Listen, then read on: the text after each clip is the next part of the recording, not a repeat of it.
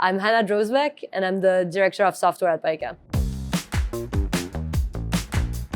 You know, early on for Pyka, I applied to be a flight test software engineer, and I got to join the team. At the time, there were the 3 founders, were the flight test team, and to start fly the aircraft pretty much day in and day out.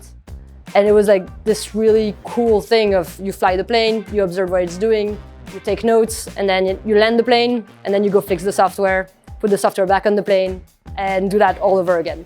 As we grew the operation, I got to grow the team as well, and hire a bunch of talented people to be able to fly more planes. And I started managing the flight test engineers. I became a little bit closer to the software team. It was actually a pretty natural transition for me to transfer into being actually in charge of that software roadmap.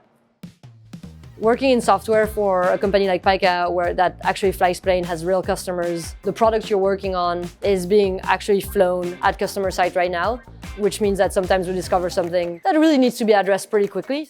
Everybody in the software team is an amazing individual, like really talented engineer, but also incredibly kind. Yeah, my favorite part of Pyka is the people, and it's really awesome to get to work with people like that day in, day out.